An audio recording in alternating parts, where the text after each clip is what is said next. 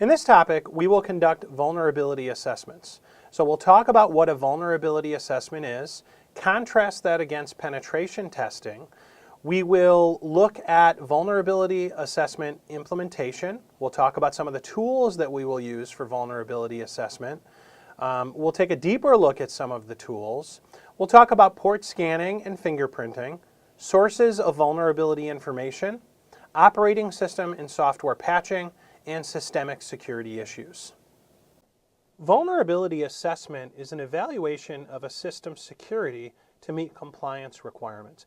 And when we're talking about a system, we're talking about the hardware, we're talking about the software, including the operating system, any applications that are running on the system, as well as services as well.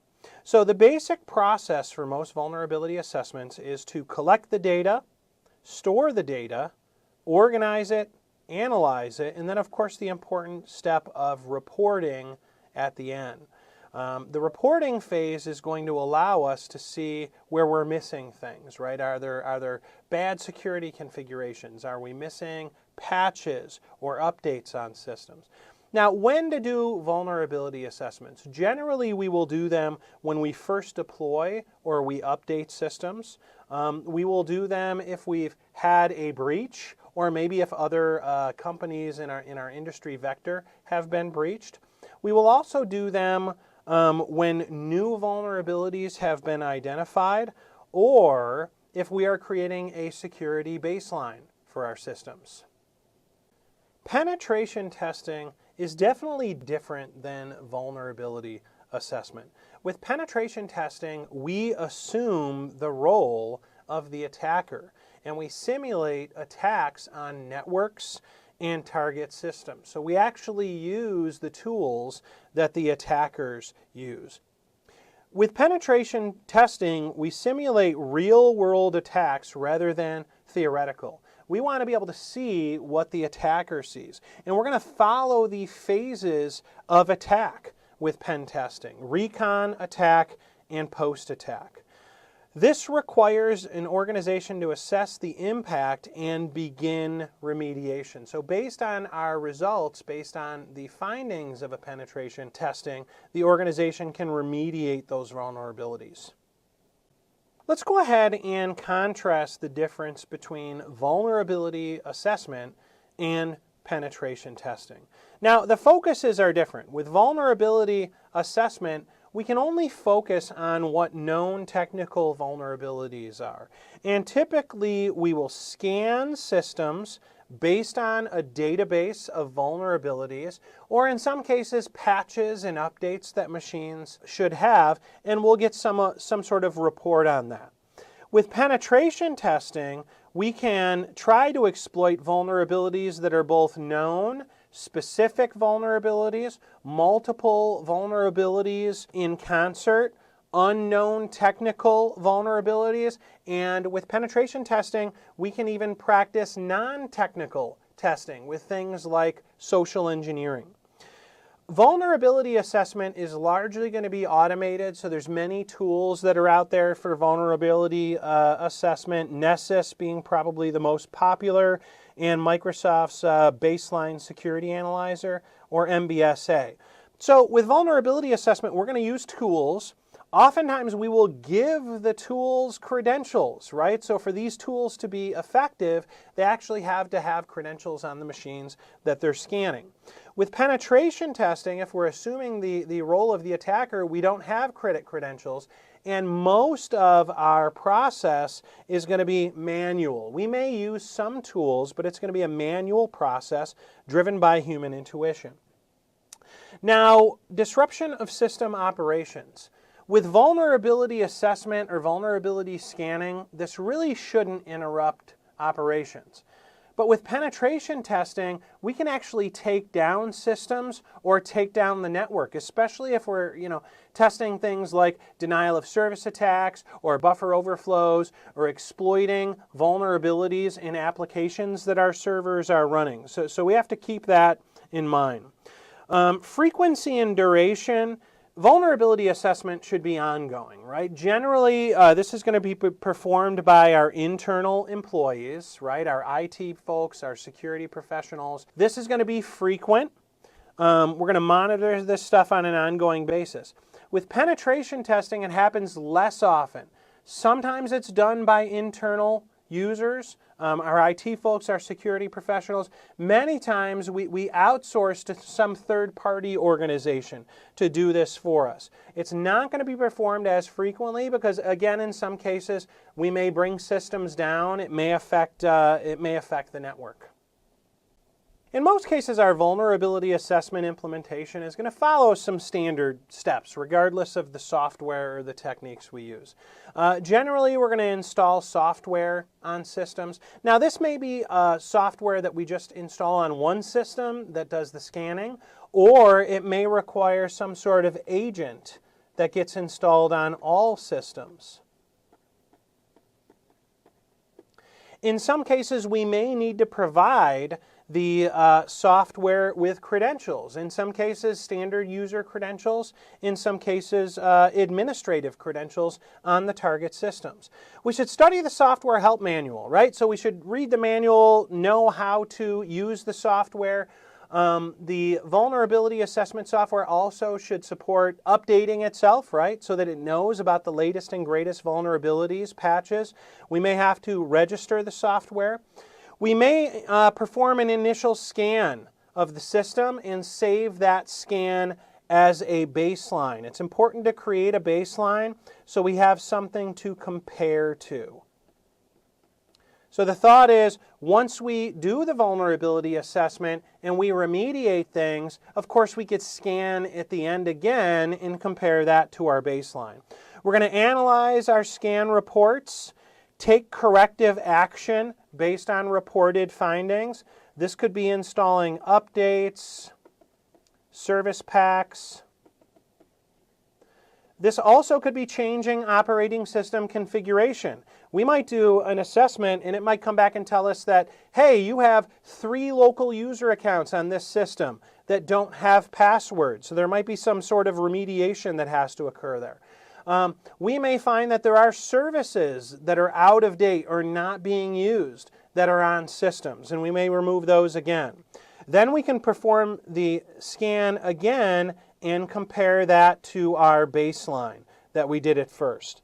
Then we're going to document our findings and prepare reports to present to upper management if that's the case, and then perform vulnerability scans on all systems in the organization. So we would follow this same basic process on all of the systems.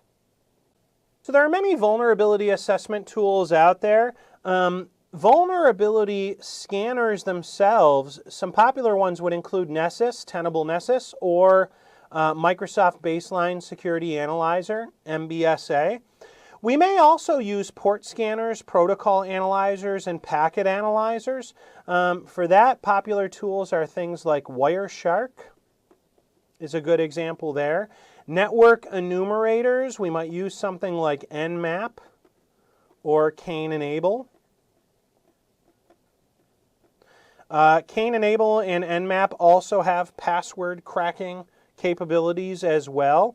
Now the bottom few here, you know, I don't know that I would, we could use them for vulnerability assessment, but we could also use these for pen testing as well. And in many cases, there are toolkits, like Metasploit is a good example, that will actually do things like fuzzing, throwing all kinds of random data to an application to see if we can get something weird to happen. HTTP interceptors that would look at non-encrypted HTTP traffic and show us what that traffic looked like or what web content was being shown.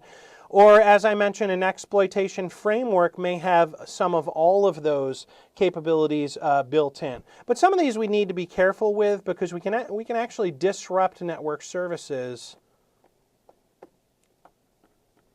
with some of these latter tools. And of course, all of this stuff we're going to use for intelligence gathering. So as I mentioned, there are specific tools out there. Nessus, I probably would say, is definitely the most popular. We have Beyond Trust, Retina. This is meant for primarily for government agencies.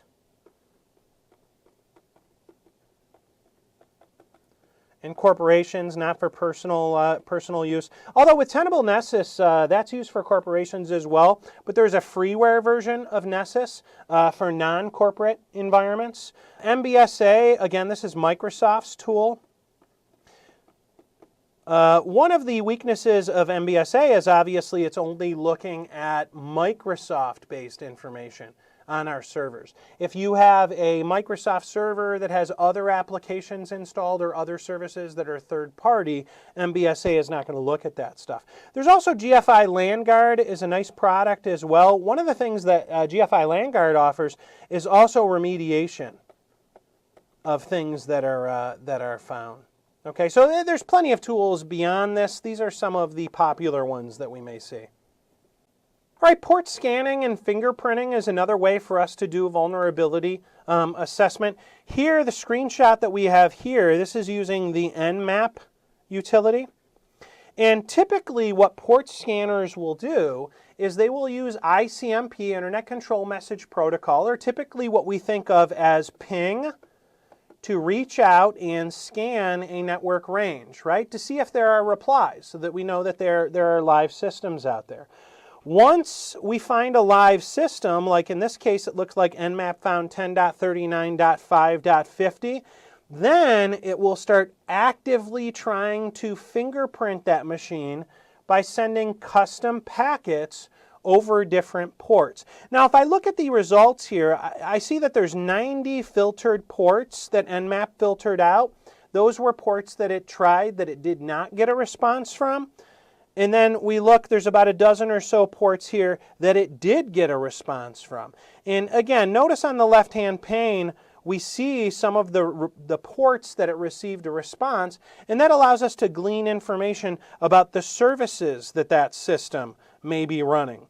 In this case, it looks like SSH is enabled on this system. Port 88 is open. That's a Kerberos port, indicating that this system is probably a domain controller, right? LDAP also indicating that this machine is possibly a domain controller. Port 53, that's the port for DNS, so that tells me that this system is a domain name services server as well. Pretty common for your domain controller to be a DNS server, so that's not surprising. And then there were some ports here that are unknown ports. In other words, Nmap got responses on those ports, but it doesn't quite know what those ports are for. So we may have to do some Google searches here to see what is listening on those specific ports. There are other sources of vulnerability information. We may do vulnerability scans on live systems. Scans can quantify vulnerabilities, but it's not going to test them. And that's to say that a scan might come back and say, well, it looks like this machine might be vulnerable to ABC. But without doing penetration testing and actually testing those vulnerabilities to see if we can exploit them, we're not sure how big of an issue they really are. So information can be collected during vulnerability scans. I can scan the device's configuration. I can do passive assessment, or I can do active assessment and reach out to those machines. I can also install agents on those systems and allow the agents to locally do scans and then report the information back to the server system. Now, some scans can be credentialed and have full privileges, like Microsoft's Baseline Security Analyzer, or MBSA, requires you providing credentials for the machine that you're scanning. Other scanners may use non-credentialed scans so that we could see actually what an attacker would be able to see if they scanned that system. Scans run the risk of false positives, meaning that I identify something as being a threat and it's not, or even worse, false negatives. That's where I don't identify something as being a threat and it is a threat. One of the ways we may remediate systems based on the results of our vulnerability assessment is through operating system and software patching. So of course it is a best practice to keep software and hardware updated. Attackers, if they realize that we have unpatched systems, right, they may go out and check some of the common vulnerability databases out there and see what exploits they can use against those systems. Now, many companies are slow to do patching. Some companies still do patching in a manual fashion. Other companies may use things like Windows Server Update Services or WSUS, or more enterprise products like System Center Configuration Manager. These are both products that help us automate patching on an enterprise environment. In the end, we're going to update documentation, policies, configurations, and baselines. We'll redo our assessments after we do operating system and software patching. In the end, our systems and their architectures must be systemically secure, meaning they must be secure at every level. Just the hardware being secure is not enough. Just the operating system and the applications and the services being secure is not enough. So the components need to work together, or we need to scan all of the components and make sure that each of them are secure. Because some vulnerabilities are only going to be revealed when multiple components are attacked in combination. So vulnerability assessment should focus on individual components. To focus on multiple components and overall operations, then we really should resort to penetration testing.